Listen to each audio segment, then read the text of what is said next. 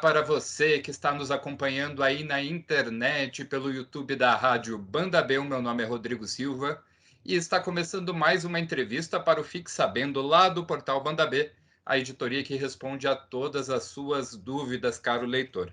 Eu sou Rodrigo Silva e hoje nós vamos falar de economia. Nós teremos um segundo turno das eleições a partir aí do dia 30 de outubro. E hoje nós temos um tema que é muito importante. Como é que fica a economia? Nós estamos diante aí de uma grave crise econômica, grave crise social também. E hoje nós vamos falar de algumas medidas que podem ser desafios para o próximo presidente, quem quer que seja eleito. Para conversar comigo, está conectado aqui ele, que é economista e professor da PUC Paraná. Professor Jackson Bittencourt está aqui comigo. Professor, obrigado por atender a Banda B. Olha, eu que agradeço, Rodrigo. Professor, começando já com uma pergunta um pouquinho mais abrangente, uma pergunta um pouquinho mais aberta. Está claro que a economia é um tema bem importante nessas eleições. E, na sua visão, quais serão os principais desafios do próximo presidente, quem quer que seja eleito? Bom, tem, na minha opinião, dois grandes desafios, que é a inflação ainda, apesar de a gente ver alguns valores negativos no mês de agosto, agora possivelmente em setembro, a inflação ainda é elevada e ela vai continuar a pressionar um pouco até o início do ano que vem. E a inflação elevada, ela deixa a taxa de juros elevada também. Então, quem acompanha aí um pouquinho de movimento de taxa de juros, a gente está com uma taxa de juros hoje bem elevada. Por quê? Porque a taxa de juros ela é um mecanismo que o governo tem de controlar preços. Né? O juro mais elevado faz com que as pessoas diminuam as compras, por exemplo, com crédito, e também faz com que as empresas reduzam a atividade econômica também. Então, o que acontece? A economia perde um pouco do ritmo. E a gente está vendo isso no mundo inteiro, não apenas no Brasil. Vários países, várias regiões, como a zona da União Europeia, com inflação elevada, os Estados Unidos com inflação elevada, e os juros estão subindo nesses países também para segurar a inflação. Então, há um temor nos mercados internacionais de que a gente tem um 2023 fazendo o mundo andar de lado. E isso é ruim, porque nós somos grandes exportadores, em especial de produtos alimentícios, né? Soja, entre outras commodities, né? Os bens básicos. Isso pode influenciar a demanda internacional de produtos brasileiros. E, claro, né, prejudicar a geração de emprego, que é o outro grande desafio. Apesar de a taxa de desemprego estar caindo, ela ainda é elevada. Né? Nós temos dificuldade de encontrar primeiro emprego ainda, muito jovens. Tem acontecido algo muito interessante, que nós aqui na PUC começamos a fazer um estudo mais profundo, e cabe uma conversa mais para frente, Rodrigo.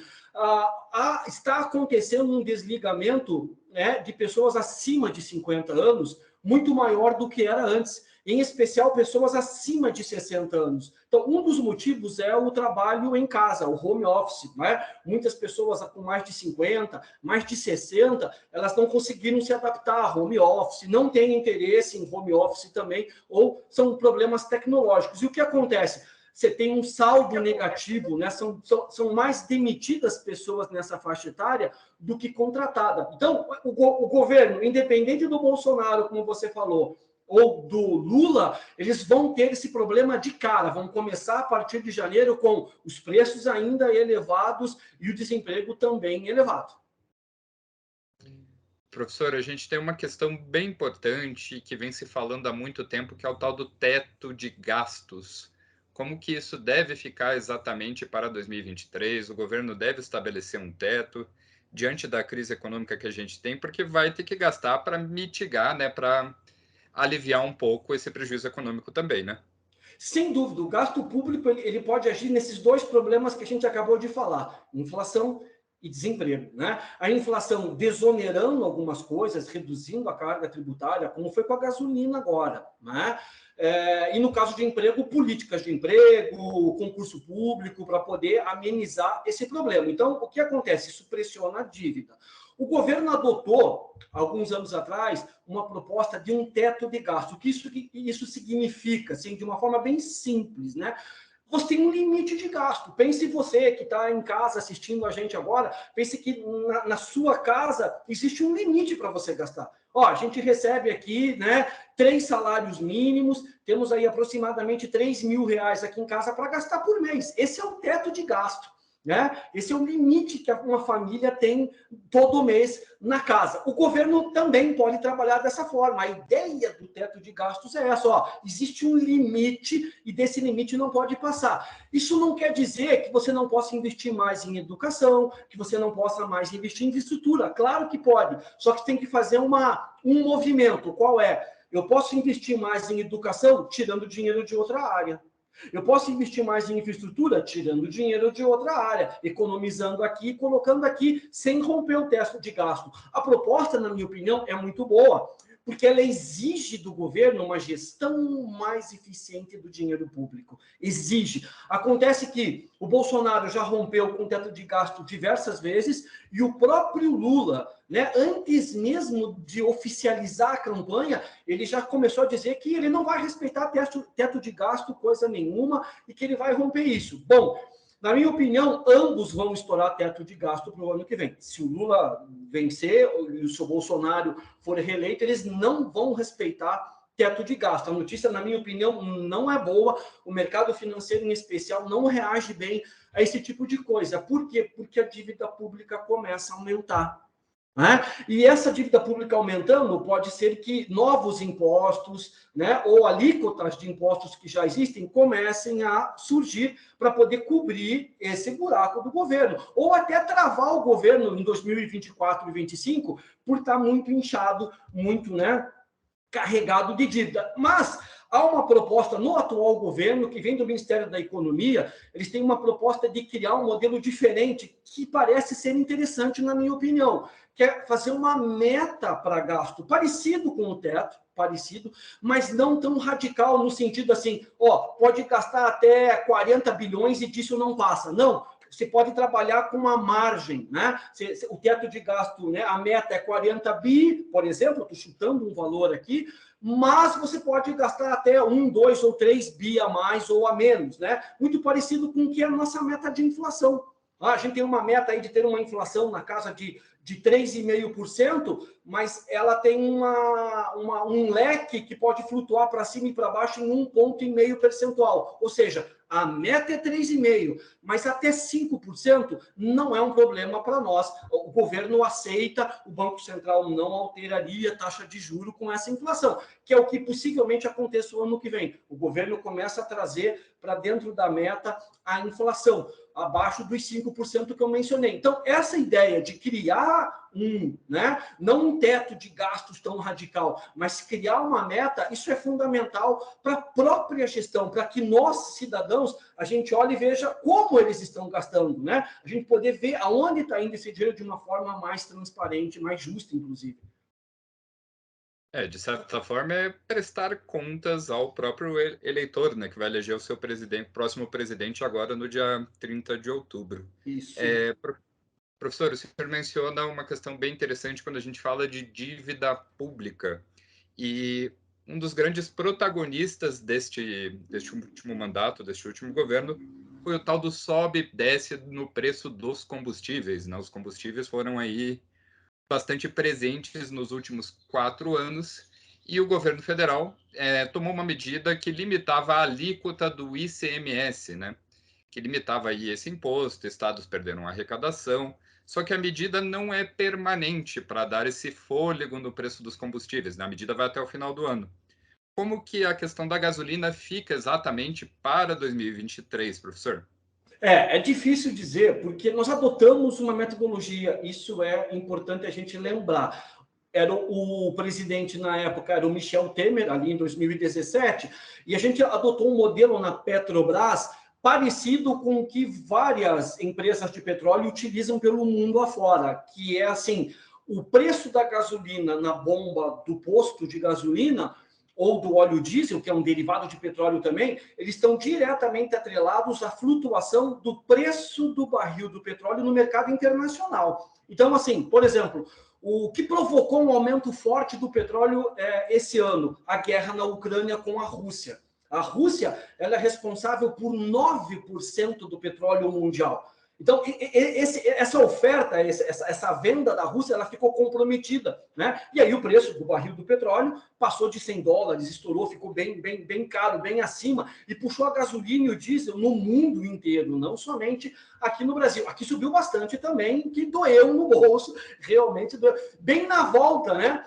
Muitos de nós estávamos, eu como professor da PUC, trabalhava em home office aí por 2 anos, quando a gente volta, né, para o trânsito e etc., e o preço da gasolina subiu expressivamente. Foi bem difícil para muita gente. Mas, voltando à questão, esse movimento não tem como a gente escapar se a gente continuar com esta metodologia adotada. Ou seja, se o preço do petróleo subir no mundo, pode apostar que daqui a alguns dias, quando você for abastecer, você vai pagar gasolina ou diesel mais caro, e o etanol acompanha isso também. Né? O etanol acaba acompanhando esse movimento nos combustíveis.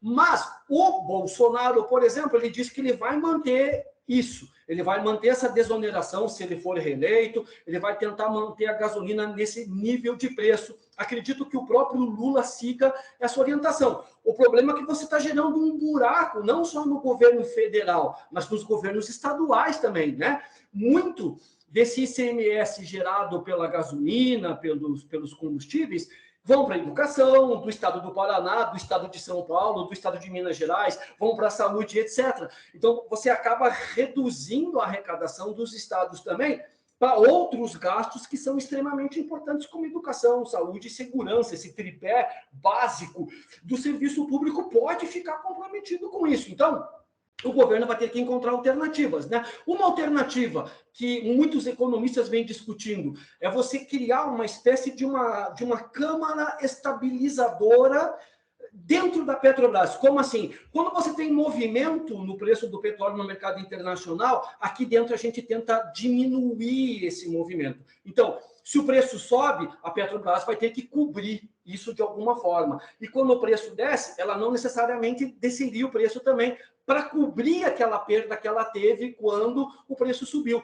Você fala assim, não, mas o governo pode, né, interferir mais no preço da gasolina. Boa parte da Petrobras, ela está na mão de acionistas.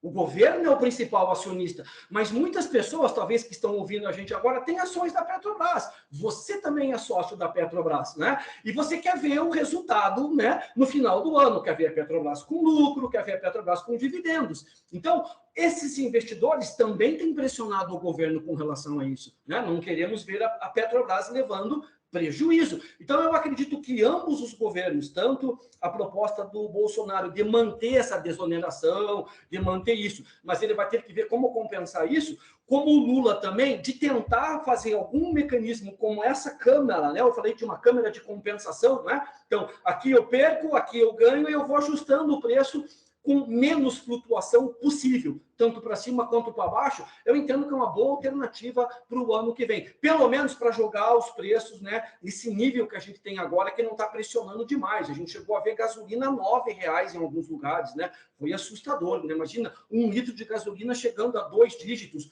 a gasolina mais cara do que o litro de leite. É assustador. Assustador mesmo. E, professor, outro tópico bem importante é o Auxílio Brasil. A gente teve, nos últimos 4 anos, momentos em que o auxílio parou, o auxílio voltou, e a gente teve um anúncio recente até do presidente Bolsonaro de que 17 milhões de mulheres, inclusive, seriam beneficiadas pelo auxílio. Qual que é o papel do Auxílio Brasil quando a gente fala na economia e pensando também no ano que vem? Olha, a melhor forma de uma pessoa ter um rendimento é por meio do mercado de trabalho. Né? Assim, não tenha dúvida, o melhor auxílio emergencial é um bom emprego, ok? Na minha opinião, na opinião da maioria dos economistas. Entretanto, para você ter acesso ao mercado de trabalho, um bom emprego, você precisa de um sistema de educação mais eficiente e, principalmente, Rodrigo, precisamos de crescimento econômico. Se a gente olhar para trás, não precisa ir longe, Rodrigo, vamos pegar de 2015 para cá, são 7 anos, praticamente o Brasil não cresceu. Teve ano que o PIB foi 1,2, 1,1, 1,4. A gente não consegue sair de uma taxa de crescimento tão baixa para um país com o potencial que o Brasil tem. Veja, o Brasil, nos últimos 30, 40 anos, ele trafega entre as 10 maiores economias do mundo. Nós somos uma economia extremamente importante no cenário internacional. A gente é uma economia robusta, produzimos muito, temos um dos maiores PIBs do mundo. Só que de 2015 para cá, em especial, o impeachment da Dilma, os ajustes do Temer, aí o Bolsonaro assume, logo em seguida vem a pandemia, esse ano tá, né, parecia que a guerra na Ucrânia já estava se apagando, voltou a ficar mais, digamos assim, tensa, que inclusive isso pode alterar o preço do petróleo no futuro, né? Um conflito que pode se tornar mais tenso, e fica complicado esses últimos anos em termos de crescimento econômico. O crescimento econômico é o grande gerador de emprego. Então, nós temos que comemorar que pessoas deixam o auxílio emergencial porque elas conseguiram um bom emprego. Entretanto, como a gente já frisei mais de uma vez, não estamos conseguindo ter um crescimento aí mais sustentável, né? Anos crescendo 3%, 4%, 5%. Não, a gente está há anos crescendo muito pouco, então a gente não consegue gerar empregos bons. Tanto é que a economia informal cresceu muito nos últimos 2, 3 anos no Brasil. Né? Praticamente hoje, metade das pessoas que trabalham no Brasil, que tem algum tipo de ocupação, eles estão na economia informal. Metade. A outra metade é carteira de trabalho, concurso e tal. É um número muito grande se você comparar, por exemplo, com a Europa. Europa, 90% tem trabalho formal, 10% apenas é informal. Aqui, 50% dos nossos trabalhadores estão na economia informal, por falta desse crescimento econômico também. Então, a gente precisa voltar a crescer. E aí, a gente consegue cobrir esse buraco que a gente está gerando de auxílio emergencial. Na minha opinião, ele é fundamental, é muito importante. Não podemos permitir que a nossa sociedade, que cidadãos brasileiros, né, nossos irmãos de pátria, né, passem fome. A gente não pode permitir isso como uma nação. Só que a gente tem muita gente, né, num estado de miséria, numa dificuldade, uma insegurança alimentar muito grande. Saíram dados recentemente que aproximadamente 120 milhões de brasileiros têm insegurança alimentar. Ou seja, ele almoça, mas ele não sabe se ele vai ter uma outra refeição durante o dia. Né? 120 milhões de pessoas é quase metade. Quer dizer, é praticamente a metade da população brasileira, hoje um pouco mais de 210 milhões. Então, assim, a gente precisa de um planejamento para o crescimento econômico. Eu não vi isso nos debates, e eu não vejo isso no discurso do Bolsonaro e nem do Lula, um projeto de longo prazo que estimule não só a agricultura, tem que estimular a indústria. A indústria é o grande carro-chefe da economia, né? Não é só o agronegócio, a indústria é a chave. E o setor de serviços também. Então, a gente precisa de uma proposta para voltar a crescer, para poder, inclusive, diminuir essas pessoas com auxílio emergencial. Entretanto, vamos ter que continuar, sim, pelo menos no ano que vem, 2024, eu não tenho dúvida que, seja quem for o presidente, a gente vai continuar mantendo o auxílio emergencial. O problema é o rombo que a gente está criando. Outro problema que tem, Rodrigo, bem rápido, são questões que são um pouco complicadas, assim. Vamos tributar os mais ricos para dar auxílio para os mais pobres. Essa política em economia a gente chama de política Robin Hood. Lembra do Robin Hood? Né? Que ele ia roubar dos ricos para dar para os pobres. Isso não adianta fazer. Não é assim que você vai resolver isso. Vamos tributar os mais ricos e transferir esse dinheiro para as pessoas mais pobres. O que vai acontecer com os mais ricos? Eles vão olhar para isso e vão dizer assim, eu vou transferir meu dinheiro para fora do Brasil, eu vou reduzir o investimento, porque, né, infelizmente, acaba tendo esse tipo de atitude que a gente tem que pensar muito bem se for fazer isso. Mas, de qualquer forma, eu acredito que o auxílio continua e deve continuar. Professor, eu queria te agradecer por essa entrevista. Eu acho que a gente conseguiu passar por alguns temas bem importantes aí. Quem quer que seja o presidente vai ter que passar por esses temas. Muito obrigado. Obrigado você. Um abraço, Rodrigo. Um abraço. E essa entrevista estará disponível no portal Banda B em formato de matéria, tudo escrito. Também estará na programação da Rádio Banda B e também, é claro, aqui no YouTube. Para assistir a outros vídeos da Banda B, se inscreva aqui no canal do YouTube da Rádio Banda B, que você não vai perder mais nenhum. Até a próxima entrevista, pessoal. Tchau!